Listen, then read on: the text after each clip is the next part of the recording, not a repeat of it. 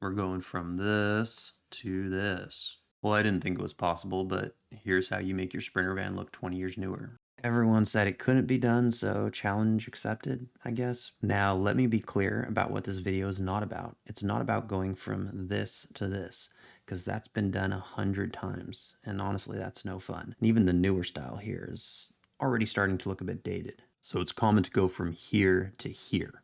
We've seen that already.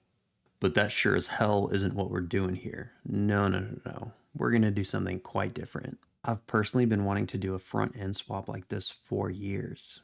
And now I can, I guess, but it's all thanks to special parts from China. You see, the usual process is to take parts from a newer van and bolt them straight onto an older van. This used to work fine because the body and the connection points were exactly the same. But after that 2019 update, everything changed. So when sprinters went from this to this, nothing fit. So naturally, everyone said, can't be done. Don't even bother trying. Now there is a brave soul or two who was able to make it work with plenty of bondo and body work, and honestly, it looked halfway decent. They were essentially able to Frankenstein something together that looked pretty damn good.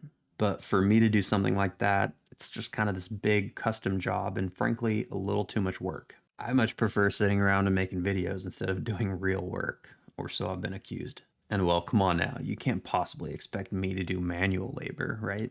So hey, now that's it. They said it couldn't be done. I agreed. I guess that's the end of the story, right? Right.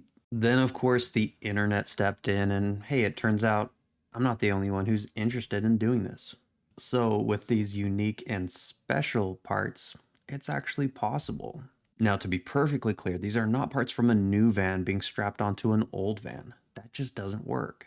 Instead, these parts are made specifically for the old van and the old body style to make it look like a new one. So honestly, they're a whole lot more custom than they look. And honestly, who can appreciate it? I mean, damn, that looks pretty good. But the real question is, does it fulfill any sort of use case other than pure vanity?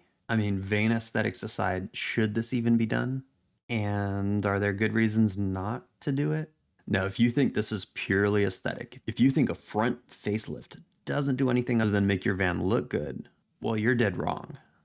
The fact is, better aerodynamics will contribute to better fuel economy. How much, you might ask? Well, my guesstimate is an entire gallon or two every 100,000 miles or so. I know, it's incredible. Huge savings. You could possibly break even during the first 5 million miles or so, and that's it. Obviously, definitely an amazing investment, and I mean for sure, for sure.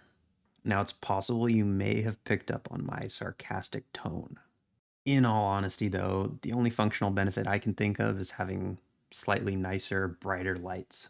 And honestly, that's not nothing. I mean, I have to admit, my favorite model years are kind of the most ugly.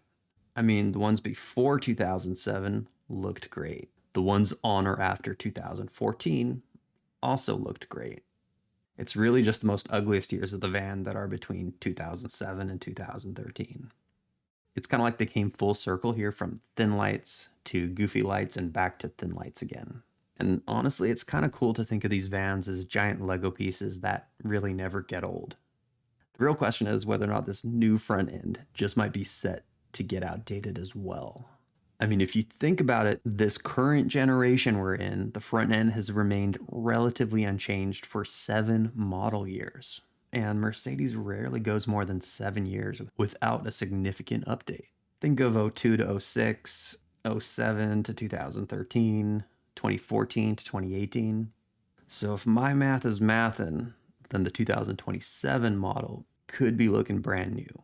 But so far, the only news we have of this new design is kind of buried in a block of ice and only moderately discussed by a trust me bro automotive journalist who signed an NDA. I'll link that story below.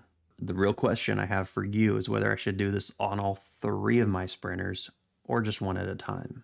If you look on AliExpress and just type something in like 906 to 907 front bumper update, you'll see there are dozens of sellers selling these kits now, and they range from about $1,700 to over $5,000. So with the huge difference in price and variability, it may in fact make sense for me to get 3 kits and try and decide which one's best. And by the way, if you're in the NorCal area and want your van to be the guinea pig for this project, well, I'd be more than happy to assist. I may even turn a wrench, but let's not get carried away.